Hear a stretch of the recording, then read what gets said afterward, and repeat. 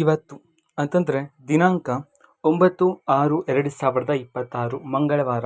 ಈ ದಿನದ ದಿನ ಭವಿಷ್ಯ ಹೇಗಿದೆ ಅನ್ನೋದನ್ನು ನಾವು ಈ ವಿಡಿಯೋದಲ್ಲಿ ತಿಳ್ಕೊತಾ ಹೋಗೋಣ. ವಿಡಿಯೋವನ್ನು ಪ್ರಾರಂಭಿಸ್ತೀನಿ. ಅದಕ್ಕಿಂತ ಮೊದಲು ನೀವಿನ್ನೂ ನಮ್ಮ ಚಾನಲ್ಗೆ ಸಬ್ಸ್ಕ್ರೈಬ್ ಮಾಡದೇ ಇದ್ರೆ ಈ ಕೂಡಲೇ ಚಾನಲ್ಗೆ ಸಬ್ಸ್ಕ್ರೈಬ್ ಮಾಡಿಕೊಡಿ ಮತ್ತು ಲೈಕ್ ಮಾಡಿ. ಈಗ ನಾವು ಮಾಹಿತಿಯನ್ನು ತಿಳ್ಕೊತಾ ಹೋಗೋಣ. ಮೊದಲಿಗೆ ಮೇಷರಾಶಿಯವರು ಬೆಳಗ್ಗೆ ಬಂದ ಒಂದು ಸುದ್ದಿ ನಿಮ್ಮ ದಿನದ ದಿಕ್ಕನ್ನು ಬದಲಾಯಿಸುತ್ತದೆ. ನಿಮ್ಮ ಅದೃಷ್ಟದ ಸಂಖ್ಯೆ 7, ಅದೃಷ್ಟದ ಬಣ್ಣ ಕೆಂಪು. ಕೆಲಸದಲ್ಲಿ ಕೈ ಜಾರತಕ್ಕಂಥ ಸಾಧ್ಯತೆಗಳಾದರೆ ಇದೆ, ಹೊಸ ಸಮಸ್ಯೆ ಉಂಟಾಗ್ತಕ್ಕಂಥ ಸಾಧ್ಯತೆಗಳಾದರೆ ಇದೆ. ಆ ಕಾರಣದಿಂದಾಗಿ ಮೇಷರಾಶಿಯವರು ಎಚ್ಚರಿಕೆಯಿಂದ ಇರಬೇಕಾಗಿರುತ್ತೆ. ಈ ಒಂದು ಸಮಸ್ಯೆಯ ಕಾಲ 1 ಗಂಟೆ 43 ನಿಮಿಷ ಇರುತ್ತದೆ. ಇದಕ್ಕೆ ಪರಿಹಾರವಾಗಿ ನೀವು 1 ಚಿಟಿಕೆ ತೊಗರಿಬೇಳೆ, 1 ಚಿಟಿಕೆ ಉದ್ದಿನ ಬೇಳೆ ಮತ್ತು ಸ್ವಲ್ಪ ಅಕ್ಕಿಯನ್ನು ತಗೊಂಡು ದೃಷ್ಟಿ ತೆಗೆದು ಉತ್ತರಾಭಿಮುಖವಾಗಿ ಗಿಡದ ಮೇಲೆ ನೀವು ಹಾಕಬೇಕಾಗಿರುತ್ತೆ. ಇದ್ರ ಮೂಲಕ ಮನಸ್ಸಿಗೆ ಶಾಂತಿ, ನೆಮ್ಮದಿ ಸಿಗುತ್ತದೆ. ಕುಲದೇವರ ಪ್ರಾರ್ಥನೆ ಮಾಡ್ತಕ್ಕಂಥದ್ದು ತುಂಬ ಶುಭ ಫಲ ಸಿಗ್ತಕ್ಕಂಥದ್ದಾಗಿರುತ್ತೆ ಮೇಷರಾಶಿಯವರಿಗೆ. ನಂತರ ವೃಷಭ ರಾಶಿಯವರಿಗೆ ನೀವು ಮರೆತಿದ್ದ ಕೆಲಸ ಇಂದು ಮತ್ತೆ ನಿಮ್ಮ ಮುಂದೆ ಬರುತ್ತದೆ. ಅದೃಷ್ಟದ ಸಂಖ್ಯೆ 7, ಅದೃಷ್ಟದ ಬಣ್ಣ ಬಿಳಿಯಾಗಿರುತ್ತೆ. ಆರ್ಥಿಕ ಪರಿಸ್ಥಿತಿ ಸುಧಾರಿಸುತ್ತದೆ. ಮನಸ್ಸಿನ ಚಿಂತೆ ದೂರ ಆಗುತ್ತದೆ. ಶಾಂತಿ ಸಿಗುತ್ತದೆ ಜೀವನದಲ್ಲಿ. ಮಧ್ಯಾಹ್ನ 12ರಿಂದ ಸಂಜೆ 4:20 ಪರಿಪೂರ್ಣ ಸಿದ್ಧಿ ಪಡೆಯಬಹುದು. ಕೆಲಸದಲ್ಲಿ ಲಾಭ ಸಿಗುತ್ತೆ. ಮಧ್ಯಾಹ್ನ 12:45 ನಂತರ ಮನೆ ದೇವರ ಪ್ರಾರ್ಥನೆ ಮಾಡೋದು ಉತ್ತಮದಾಯಕವಾಗಿರುತ್ತೆ. ವೃದ್ಧರಿಗೆ ಗೌರವ ನೀಡಿದರೆ ಈ ದಿನದಂದು ಹೆಚ್ಚಿನ ಫಲ ಸಿಗುತ್ತೆ ಅಂತ ಹೇಳಿ ಪುರಾಣಗಳಲ್ಲಿ ಇದೀಗ ಉಲ್ಲೇಖಿಸಲಾಗಿದೆ. ನಂತರ ಮಿಥುನ ರಾಶಿಯವರಿಗೆ ಮೊಬೈಲ್ ಅಥವಾ ದಾಖಲೆಯ ವಿಷಯದಲ್ಲಿ ಸಣ್ಣ ತೊಂದರೆ ಕಾಣಿಸಿಕೊಳ್ಳಬಹುದು. ಅದೃಷ್ಟದ ಸಂಖ್ಯೆ 1, ಅದೃಷ್ಟದ ಬಣ್ಣ ಹಸಿರು ಆಗಿರುತ್ತೆ. ಕೆಲಸ ಮಾಡಲು ಹೊರಡುವಾಗ ಮಾರ್ಗ ಮಧ್ಯದಲ್ಲಿ ಸಮಯ ವ್ಯರ್ಥ ಆಗ್ತಕ್ಕಂತಹ ಸಾಧ್ಯತೆಗಳಾಗಿರುತ್ತೆ. ಈ ಕಾರಣದಿಂದಾಗಿ ನೀವು ಮಾಡಬೇಕಾಗಿರ್ತಕ್ಕಂಥ ಕೆಲಸ ಅಲ್ಲಿ ಅಪೂರ್ಣವಾಗಿರುತ್ತೆ. ಮಧ್ಯಾಹ್ನ 2 ನಂತರ ಹೆಚ್ಚು ಲಾಭ ಪ್ರಾಪ್ತಿಯಾಗ್ತಕ್ಕಂಥ ಸಾಧ್ಯತೆಗಳು ಸಹ ಇದೆ. ಸಂಜೆ ಮನೆಗೆ ಬಂದ ನಂತರ ದೇವರ ಪ್ರಾರ್ಥನೆಯನ್ನು ಮಾಡಿ. ಅದೇ ರೀತಿ ಲಕ್ಷ್ಮೀ ದೇವರ ಅಷ್ಟೋತ್ತರ ಮಂತ್ರವನ್ನು ಕೇಳಿ, ಅದೇ ರೀತಿ ಪ್ರಾಣಿಗಳಿಗೆ ಆಹಾರವನ್ನು ನೀಡೋದ್ರ ಮೂಲಕನೂ ಸಹ ಹೆಚ್ಚಿನ ಪುಣ್ಯ ಸಿಗುತ್ತೆ. ನಂತರ ಕರ್ಕಾಟಕ ರಾಶಿ.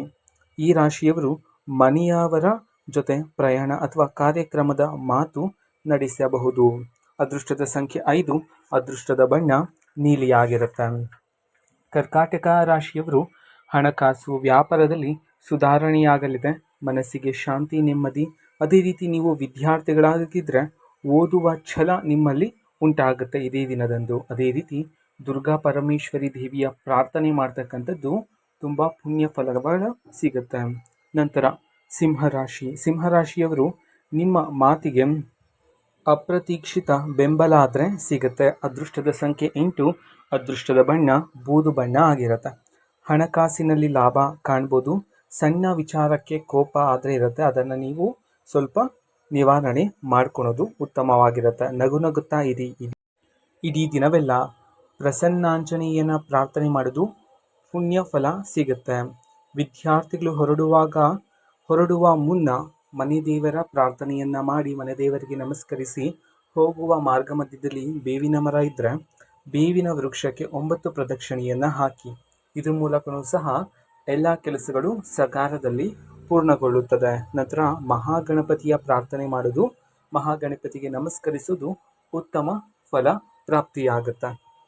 ನಂತರ ಕನ್ಯರಾಶಿಯವರು ಕೊಂಡ ವಸ್ತು ಅಥವಾ ಹಣದ ವ್ಯವಹಾರದಲ್ಲಿ ಲಾಭದ ಸೂಚನೆ ಇರುತ್ತೆ. ಅದೃಷ್ಟದ ಸಂಖ್ಯೆ 2, ಅದೃಷ್ಟದ ಬಣ್ಣ ಗುಲಾಬಿ ಆಗಿರುತ್ತೆ. ಲಾಭ ಮತ್ತು ನಷ್ಟ ಎರಡೂ ಇರುತ್ತೆ ಇದೇ ದಿನದಂದು. ಶ್ರಮಕ್ಕೆ ತಕ್ಕ ಪ್ರತಿಫಲ ಅಂತೂ ಸಿಗುತ್ತೆ ನಿಮಗೆ. ಅದೇ ರೀತಿ 1 ಚಿಟಿಕೆ ಉದ್ದಿನ ಬೇಳೆ ಮತ್ತು ಹೆಸರು ಕಾಳನ್ನು ತಗೊಂಡು ದೃಷ್ಟಿ ತೆಗೆದು 1 ಹೆಸರು ಕಾಳನ್ನು ಈಶಾನ್ಯ ದಿಕ್ಕಿಗೆ ಹಾಕಿ, ಉದ್ದಿನ ಬೇಳೆಯನ್ನು ನೈಋತ್ಯಕ್ಕೆ ಹಾಕಿ. ಇದ್ರ ಮೂಲಕ ನಿಮಗೆ ಎಲ್ಲ ಶುಭ ಫಲಗಳಾದರೆ ಸಿಗ್ತಕ್ಕಂಥದ್ದು. ಮೊದಲು ಈ ಕಾರ್ಯವನ್ನು ಮಾಡೋದಕ್ಕಿಂತ ಮೊದಲೇ ನೀವು ಗಣಪತಿ ದೇವರಿಗೆ ಪೂಜೆಯನ್ನು ಮಾಡಬೇಕಾಗಿರುತ್ತೆ. 4 ಗಂಟೆಯ ನಂತರ ಸಂಕಲ್ಪ ಪರಿಪೂರ್ಣವಾಗುತ್ತೆ ಅಂತ ಹೇಳಿ ಪುರಾಣಗಳಲ್ಲಿ ಉಲ್ಲೇಖಿಸಲಾಗಿದೆ. ನಂತರ ತುಲಾರಾಶಿ. ತುಲಾರಾಶಿಯವರಿಗೆ ಹಳೆಯ ಪರಿಚಯದಿಂದ ಉಪಯೋಗವಾಗುವ ಸಂಪರ್ಕ ಸಿಗಬಹುದು. ಅದೃಷ್ಟದ ಸಂಖ್ಯೆ 6, ಅದೃಷ್ಟದ ಬಣ್ಣ ಕಂದು. ಬುದ್ಧಿವಂತಿಕೆಯಿಂದ ಜೀವನ ಮಾಡ್ತಕ್ಕಂಥದ್ದು ಈ ದಿನ ಉತ್ತಮಕರವಾಗಿರುತ್ತೆ. ಅದೇ ರೀತಿ ಗಣಪತಿ ದೇವರ ಪ್ರಾರ್ಥನೆಯನ್ನ ಮಾಡಬೇಕಾಗಿರುತ್ತೆ. ನಂತರ ಒಂದು ವೀಳ್ಯದೆಲೆಯನ್ನು ತಗೊಳ್ಳಿ. ಸೊ ಅದಕ್ಕೆ ಅರಿಶಿನ ನೀರಿನಿಂದ ಶುದ್ಧಿ ಮಾಡಿ ಕುಂಕುಮಕ್ಕೆ ಸ್ವಲ್ಪ ನೀರನ್ನು ಹಾಕಿ ಕಲಸಿ 5 ರೇಖೆಯ ನಕ್ಷತ್ರವನ್ನು ಬರೆಯಿರಿ. ಅದಕ್ಕೆ ವೃತ್ತಾಕಾರವನ್ನು ಸಹ ಹಾಕಿದ ನಂತರ ಮಧ್ಯದಲ್ಲಿ ಗಮ್ ಅಂತ ಹೇಳಿ ಬರೆಯಬೇಕಾಗಿರುತ್ತೆ. ಬರೆದ ನಂತರ ಅದನ್ನು ತಗೊಂಡು ಹೋಗಿ ಮನೆ ದೇವರಿಯ ಬಳಿ ಇಟ್ಟು ಪೂಜೆಯನ್ನು ಮಾಡಿ ಅದರ ಮೇಲೆ ಸ್ವಲ್ಪ ಅಕ್ಷತೆ ಕಾಳನ್ನು ಹಾಕಿ ಪ್ರಾರ್ಥನೆ ಮಾಡಿ. ಇದ್ರ ಮೂಲಕ ಜೀವನದಲ್ಲಿ ಒಳ್ಳೆಯದಾಗುತ್ತೆ ಅಂತ ಹೇಳಿ ಪುರಾಣಗಳಲ್ಲಿ ಉಲ್ಲೇಖಿಸಲಾಗಿದೆ. ಮಧ್ಯಾಹ್ನ 12 ಗಂಟೆಯಿಂದ 3:20 ಒಳಗಡೆ ಸೊ ನಿಮಗೆ ಅದೃಷ್ಟದ ಸಮಯವಾಗಿರುತ್ತೆ ಅಂತ ಹೇಳಿ ಈಗ ಪುರಾಣಗಳಲ್ಲಿ ಉಲ್ಲೇಖಿಸಲಾಗಿದೆ. ನಂತರ ವೃಶ್ಚಿಕ ರಾಶಿ. ವೃಶ್ಚಿಕ ರಾಶಿಯವರಿಗೆ ರಹಸ್ಯವಾಗಿ ನಡೆದ ವಿಚಾರ ಈಗ ನಿಮ್ಮ ಗಮನಕ್ಕೆ ಬರುತ್ತದೆ. ಅದೃಷ್ಟದ ಸಂಖ್ಯೆ 9, ಅದೃಷ್ಟದ ಬಣ್ಣ ಹಳದಿ ಆಗಿರುತ್ತೆ. ಸಮಾಧಾನ ಫಲ ಆದರೆ ನಿಮಗೆ ಸಿಗ್ತಕ್ಕಂಥದ್ದು. ಕೆಲವು ವಿಚಾರ ಗೌಪ್ಯವಾಗಿ ಇರ್ತಕ್ಕಂಥದ್ದು ಒಳ್ಳೆಯದಾಗಿರುತ್ತೆ. ನಂತರ 11 ಗಂಟೆ 12 ನಿಮಿಷದ ಒಳಗಡೆ ಒಳ್ಳೆಯ ಯೋಗ ಆದರೆ ಇರ್ತಕ್ಕಂಥದ್ದು. ಪಾರಿಜಾತ ಪುಷ್ಪವನ್ನು ನೀವು ವಿಷ್ಣು ದೇವರ ಪಾದಕ್ಕೆ ಇಟ್ಟು ಪೂಜೆಯನ್ನ ಮಾಡಿದ್ರ ಮೂಲಕ ಕೆಂಪು ಸಕ್ಕರೆಯನ್ನು ನೈವೇದ್ಯ ಮಾಡಿದ್ರೂ ಸಹ ಭಾರಿ ಶುಭ ಫಲ ಆದರೆ ಸಿಗುತ್ತೆ. ನಂತರ ಧನುರಾಶಿ. ಧನುರಾಶಿಯವರಿಗೆ ಪ್ರಯಾಣದ ಯೋಜನೆಗೆ ಹೊಸ ತಿರುವು ಸಿಗಬಹುದು. ಅದೃಷ್ಟದ ಸಂಖ್ಯೆ 4, ಅದೃಷ್ಟದ ಬಣ್ಣ ತಿಳಿ ನೀಲಿಯಾಗಿರುತ್ತೆ. ನಿಮಗೆ ಶ್ರಮಕ್ಕೆ ತಕ್ಕ ಪ್ರತಿಫಲ ಆದರೆ ಸಿಗುತ್ತೆ. ಹಿರಿಯರ ಮಾತು ಕೇಳಿದರೆ ಸಾಕಷ್ಟು ಲಾಭ ಆದರೆ ನಿಮ್ಮದಾಗುತ್ತೆ. ಗಣಪತಿ ದೇವರ ಪ್ರಾರ್ಥನೆ ಮಾಡೋದು ಈ ದಿನದಂದು ತುಂಬ ಅನುಕೂಲಕರವಾಗಿರುತ್ತೆ. ಅದೇ ರೀತಿ ಅವದುಂಬರದ 9 ಎಲೆಗಳನ್ನು ತಗೊಂಡು ಬನ್ನಿ.